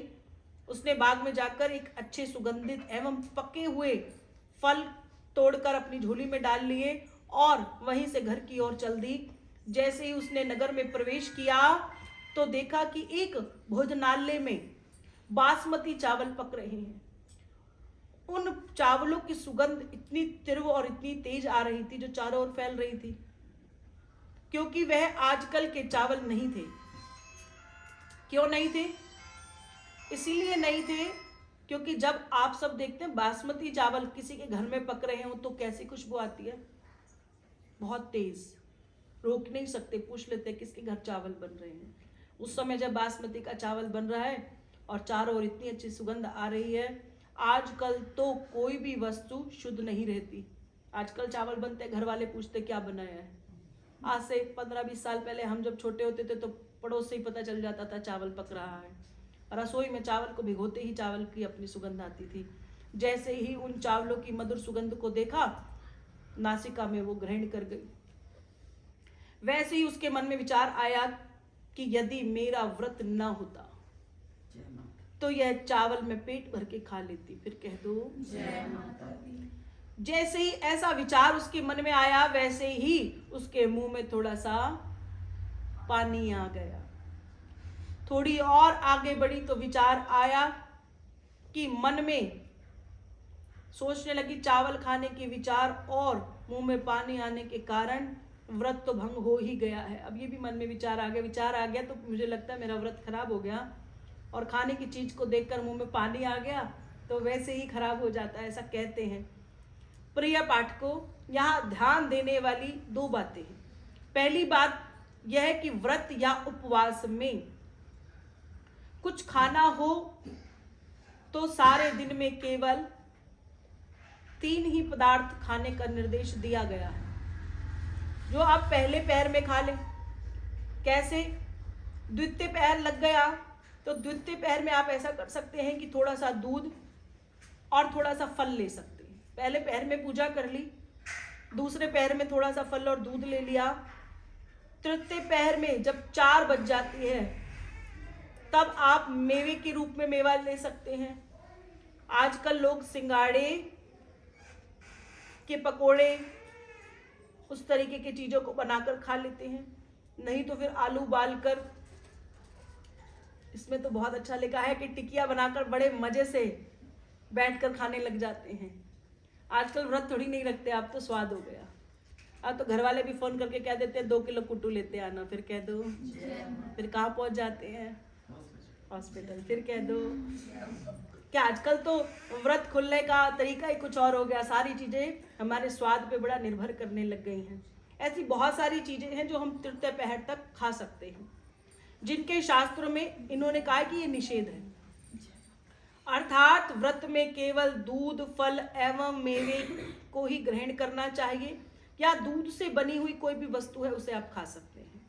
दूसरी बात ध्यान देने वाली यह है कि व्रत के समय यदि किसी चटपटी स्वादिष्ट वस्तुओं के खाने का विचार भी हमारे मन में आ जाए तो समझ लेना चाहिए कि आपका व्रत जो है वो भंग हो गया है। इसी प्रकार के विचारों से बचने का उपाय यही है कि घर के अंदर के या घर के बाहर के किसी भी कार्य करे तो सारा दिन मन ही मन महामाई के नाम का जाप करते रहना चाहिए।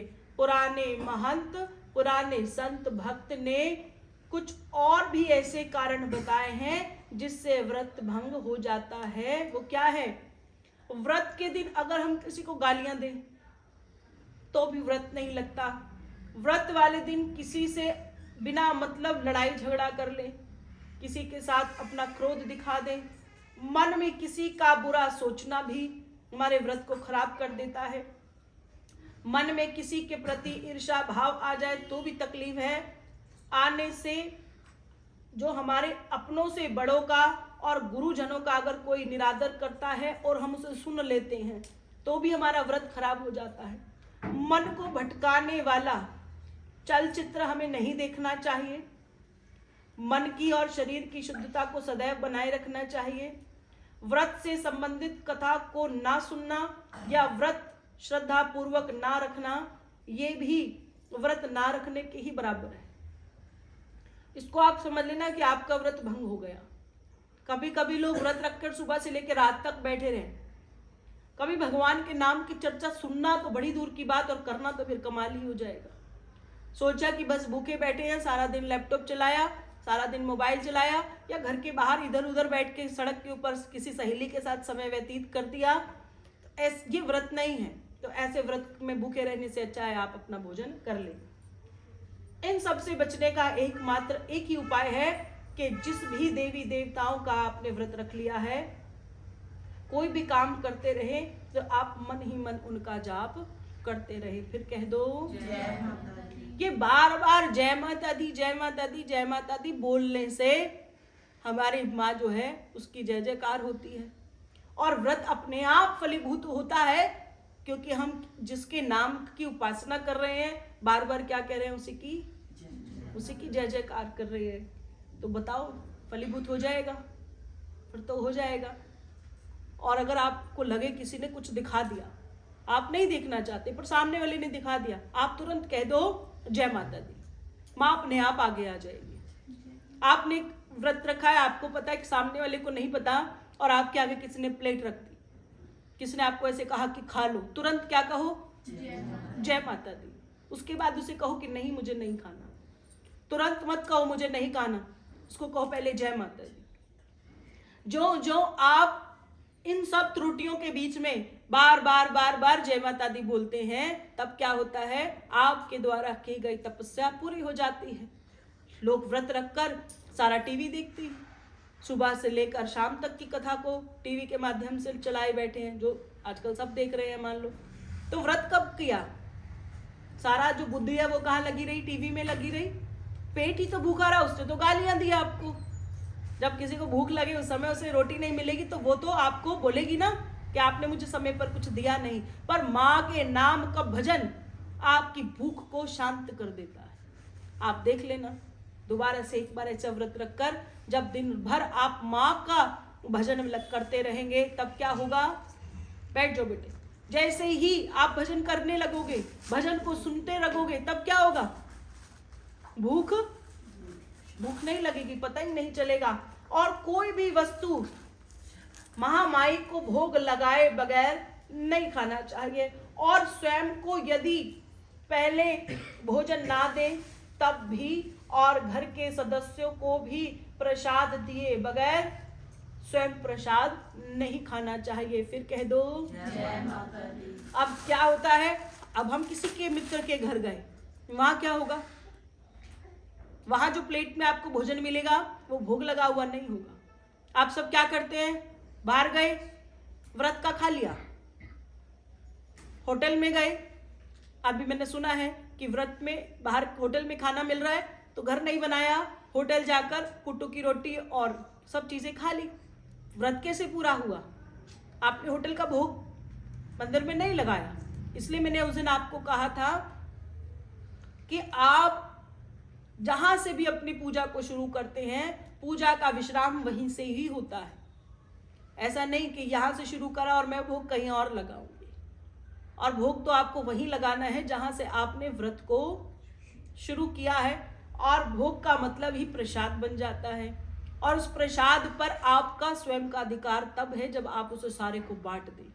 अगर आपको मिले इतना सा तो इसी में ही अपनी भगवान की भक्ति को समझ जाना चाहिए, क्योंकि थोड़े में ही माँ भरपूर दे देती है। फिर कह दो जय माता दी। व्रत रखने की संपूर्ण विधि भी है, नियम है, ग्रंथों में सब कुछ दिया गया है। वैसे तो पूरे जीवन में ही व्रत के नियमों का हमें पालन करना चाहिए, क्योंकि हमारा शरीर जो है, आज ही नवरात्रि क्यों है, मैंने आपको एक दिन पहले ही कहा था कि कोई कहता शिवरात्रि, अरे शिवरात्रि और नवरात्रि तो हर रोज आते हैं, वो एक दिन भी जा थोड़ी नहीं रही है माँ। ये तो हम ही को लग रहा है ना कि आज आ गई है। अगर निरंतर इसी तरीके की सेवा हम महामाई के निमित्त करते चले जाएं तो क्या होगा? माँ हमें कैसे दे जाएगी?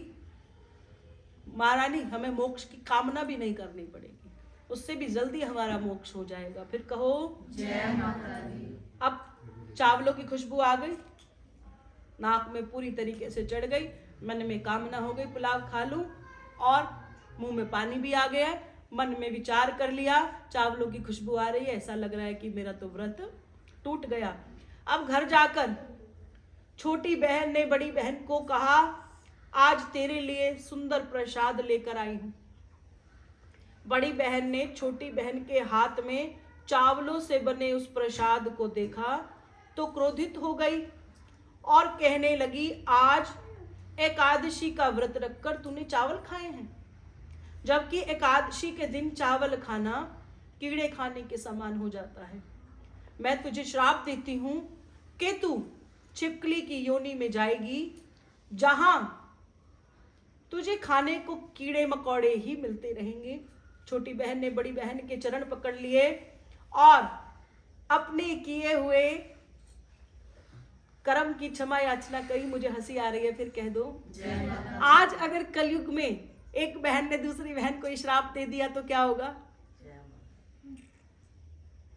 उसको कहेंगे तू आएगी, मुझे श्राप तू देगी, हैं? 2 दिन तूने भक्ति क्या कर ली तो तू मुझे श्राप दे देगी। क्योंकि आज श्राप क्यों नहीं लगते? क्योंकि सामने वाले को आप बड़ा नहीं समझते। छोटी बहन आज बड़ी बहन कह दे कि तेरा नाश हो जाएगा, क्योंकि मुझे तो पता था तू ऐसे ही कहेगी, तू मेरी खुशियों से जलती है। ऐसे ही तो बातें होती है ना आजकल। श्राप की क्यों कदर नहीं है? बंदे की कदर नहीं है तो श्राप की कहां से होगी? जब श्राप की कदर नहीं है, बंदे की, परम व्यक्ति की कदर नहीं है, तो आशीर्वाद की कामना किससे कर रहे हैं? जिससे आशीर्वाद मांगते हैं तो वो आपको श्राप भी दे सकते हैं। फिर कह दो। अब बहन ने तो सोचा कि जो मैंने किया मैं क्षमा याचना मांग लेती हूँ। एक तो पहले ही पिछला कर्म भोग रही थी, उसी के कारण तो एकादशी में आई। अब एकादशी वाले दिन चावल खा लिए, अब तो अभी तो पीछे गुरु जी आपसे रुष्ट हैं, और अब माँ भी रुष्ट हो गई। अब माँ बहन बराबर होती है, एकादशी माता रुष्ट हो गई तो कितने सारे लोग उनसे रुष्ट हो गए हैं। क्षमा मांगते हुए कहने लगी, बहन तू माता की सच्ची भक्त है और तेरा श्राप मुझे पता है, मुझे जरूर लगेगा।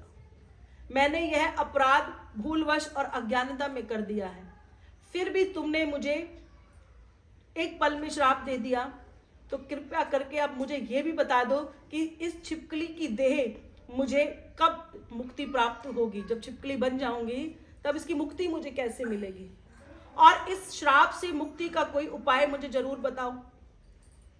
चरणों में गिरी हुई छोटी बहन को उठाकर उसके आंसू पोंछते हुए बड़ी बहन नंदा ने कहा, द्वापर युग के अंतिम समय में मां भगवती के परम भक्त चंद्रवंशीय राजा पांडु के पुत्र 5 पांडव एक शतचंडी यज्ञ को रचाएंगे। उस यज्ञ में सारी रात मंत्र उपचार के कारण पूरी रात को जगाया जाएगा, लोग उसे सुनेंगे, उसके द्वारा लोगों का उपकार होगा, और जो तेरा श्राप है वो भी वहीं पर ही मुक्त हो जाएगा। कालांतर में यही कन्या जन्म दर जन्म अन्य योनियों में भ्रमण करती हुई आज पांडवों के द्वारा रचाए हुए मां शक्ति के निमित्त शतचंडी यज्ञ में छिपकली के रूप में पहुंच गई है। कह दो जयकारा शेरा वाली जी दा,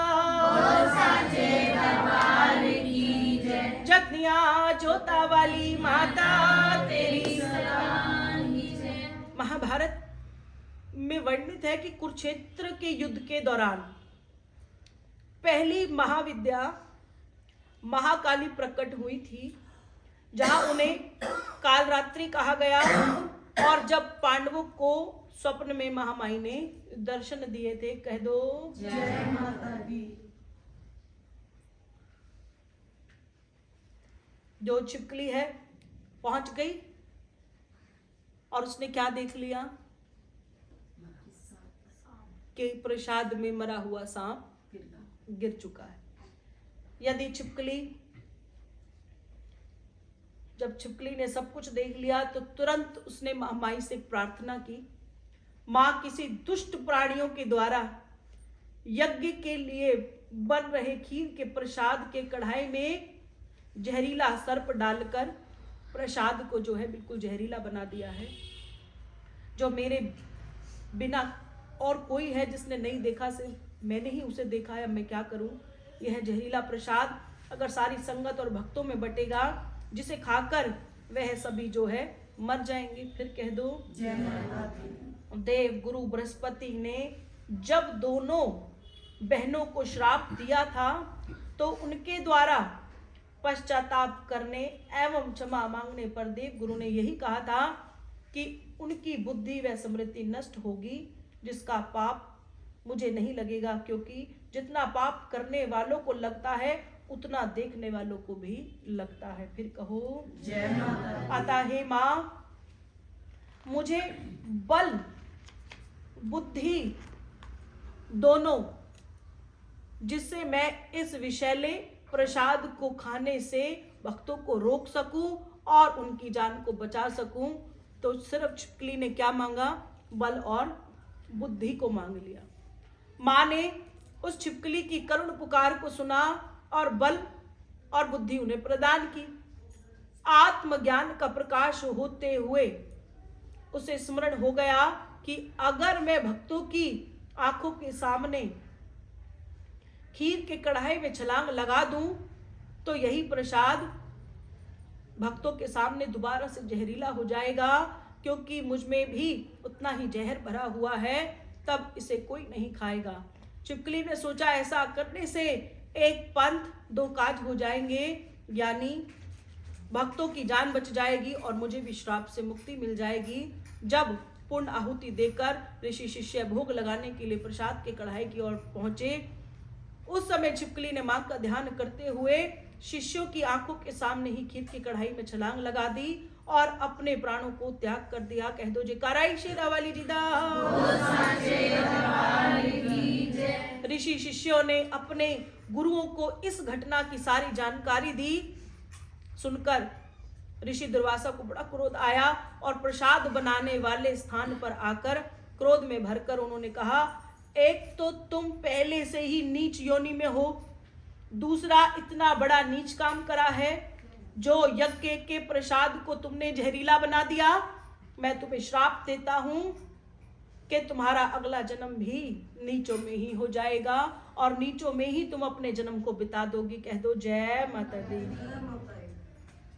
ऋषि शिष्य कढ़ाई के प्रसाद को जमीन पर पलटने लगा। तब ऋषि दुर्वासा ने कहा कि इस प्रसाद को ऐसे जमीन पर खुला मत छोड़ो, क्योंकि एक तो यह माता के यज्ञ का प्रसाद है और जो पैरों के नीचे आएगा प्रसाद का निरादर होगा, और दूसरा ये जहरीला प्रसाद है।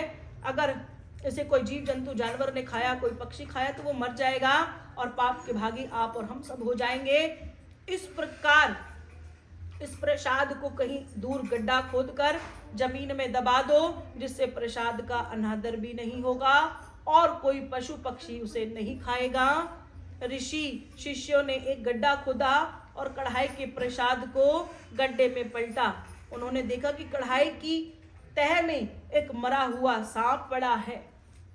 शिष्यों के साथ ऋषि दुर्वासा ने जब मरा हुआ सर्प देखा तो उसने आंखें खुली रह गई। फिर कह दो जय माता दी। जब एक बारी में ऐसा दिखा कि सांप देख लिया, तो सांप देखने के बाद व्यक्ति का आंखें कैसे हो जाती है बताओ। सारे उस बेचारे को डरा दिया। फिर कह दो जयकारा शेरा वाली जी दा। ये दोनों बहुत अच्छे बच्चे हैं। फिर कह दो जय माता दी। देखो कढ़ाई में सांप आ गया। अब मत हंसो यार। कढ़ाई में सांप आ गया और सांप किसने देखा? दुर्वासा जी ने, और साथ साथ उनके भक्तों ने देख लिया। दोनों की आंखें खुलकर फट गई। वो क्या देखते हैं कि हम तो बात छिपकली की कर रहे थे, पर इसमें से तो क्या निकला कि यह छिपकली कौन थी फिर जो हमारे सामने इसमें कूद गई और जिसने अपना प्राण गवा दिया केवल हमारे प्राणों को बचाने के लिए। यह प्रसाद तो पहले से ही जहरीला था। इस छिपकली ने तो हम सभी पर उपकार किया और अपने प्राणों को त्याग दिया और हम सबको बचा लिया। फिर कह दो जय माता दी। तब ऋषि दुर्वासा ने यह जान लिया कि छिपकली तो कोई पूर्व जन्म में मानव योनि में थी, जो अपनी बहन के श्राप से एकादशी का व्रत वाले दिन चावल खाने के कारण उसे ये श्राप प्राप्त हुआ। आज उस श्राप से उसको मुक्ति भी मिल गई है, किंतु अनजाने में हमने गलती और कर दी कि फिर उसे श्राप दे दिया। अब ये तो बड़ी कठिन प्रयास हो जाता है, एक तो मुक्ति और साथ साथ फिर श्राप। ऋषि दुर्वासा पश्चाताप करने लगे। तब यज्ञ में आए सभी ऋषि मुनियों ने मां भगवती से श्राप वापस लेने और वरदान देने की विनती करने लगे कि हे मां, हमने अज्ञानतावश इस छिपकली को श्राप दे दिया है, जबकि इसने हम सबके प्राण बचाए हैं और अपने प्राणों को आहुति में दे दिया। कृपया करके हमारे द्वारा दिया गया जो ये श्राप है, आप इससे इसको मुक्त कर दो और इसे उच्च कुल में जन्म दो। तब मां की आकाशवाणी हुई कि भक्तों, मैं अपना दिया हुआ श्राप वापस नहीं ले सकती हूँ, लेकिन मेरे भक्तों के दिए हुए श्राप को तो मैं वापस नहीं लूंगी, किंतु वरदान जो है आपको अवश्य दे सकती हूँ, जिसका जन्म किसी राजा के घर उच्च कुल में होगा, किंतु तुम्हारे दिए हुए श्राप के कारण इसका जीवन निम्न जाति में ही व्यतीत होगा। फिर कह दो, जय माता दी। जिस दिन यह अपने घर में मेरा रात्रि जागरण करवाएगी और मेरी ज्योत जगाएगी, तब मैं इसके घर में ज्योत में ही आ जाऊंगी। उसी दिन से तुम्हारा दिया हुआ श्राप खत्म हो जाएगा। मेरे वरदान में इसका राजयोग फिर से शुरू हो जाएगा। फिर कह दो, जय माता दी। अब न जाने हम तुम लोग कैसे हैं, किस कर्म को भोग रहे हैं, किस योनियों से, किस श्राप से हम लोग आज यहाँ हैं, जिसके जीवन में कष्ट है। तो महामाई का भजन, महामाई की चौकी और माता रानी का जागरण और अपने घर में उनकी जगाई हुई ज्योत, क्या पता हम सबका भी कल्याण करने के लिए तत्पर बैठी हो। देर कौन कर रहा है? हम बड़े बड़े कार्य कर लेते हैं, बड़े बड़े कार्य हो जाते हैं, है ना। कोई आपदा आती है तो लोन ले लेते हैं, गाड़ी खरीदनी है तो लोन उठा लेते हैं, लेकिन जब हमें इसकी सुध-बुध नहीं है तो लोन भी नहीं उठता। और हमसे हर लोग रोज पूछते हैं कि बड़ी बड़ी चौकी जागरण कैसे? बोला लोन ही लेना है, अब गाड़ी पर नहीं है। हमने अपनी जीवन की गाड़ी पर लोन ले लिया है। फिर कह दो, जय माता दी। क्योंकि अगर महारानी ने अब हमें इस लायक बना दिया है तो हम इस जीवन को क्यों छोड़ देंगे? दिन और रात ये किसको पता है? दिन कब होता है? जब सूर्य चमकता है, और रात तब पता चल जाती है जब सूर्य अस्त हो जाता है। अगर जिसके जीवन में महारानी के नाम का सूरज उदय ही नहीं हुआ, वो तो वैसे ही अंधकार में है। और अगर एक बारी भी आपके जीवन में माँ माई का सूर्य उदय हो गया तो हमारे जीवन काल में कितनी चमक हो जाएगी, इसका अनुमान आप और हम सब भी नहीं लगा सकते। क्योंकि महामाई जिसको देने पर आती है उसे अपार दे देती है। फिर कह दो, जय माता दी। तो आप सब जान गए। अभी आगे की जब कथा आएगी, ये कथा किसकी सुना रहे हैं? एकादशी के बाद। अरे हाँ, फिर कह दो, एकादशी तो बीच में आ गई, तो इसलिए महामाई की निमित्त हमेशा अपना भजन सब कुछ करके रहना है। कल महामाई ने चाहा तो तारा की बहन का नाम क्या था? रुक्मण। अब रुक्मण का जन्म होगा, जो कि हम सब कल सुनने का प्रयास करेंगे। फिर कह दो, जय माता दी। क्योंकि महामाई की शक्ति से बड़ी और कोई शक्ति नहीं है। शक्ति महामाई का प्रारूप है। माँ दिखाई नहीं देती और शक्ति भी दिखाई नहीं देती। आपके प्राण आपको नहीं दिखते, पौधों में शक्ति दिखाई नहीं देती, फिर भी निरंतर वो बढ़ती चली जाती है। और जिस दिन हमारे पौधे में से महारानी का नाम हटता है और पौधा सूख जाता है, और ऐसे ही हमारा शरीर है, अगर इसको बढ़ चढ़कर कुछ कराना है तब क्या करना पड़ता है? इसको जगाना पड़ता है। फिर कह दो, जयकारा शेरावाली जी दा। बड़े भाव से सारे बच्चे उठ जाए और आरती का कार्यक्रम प्रारंभ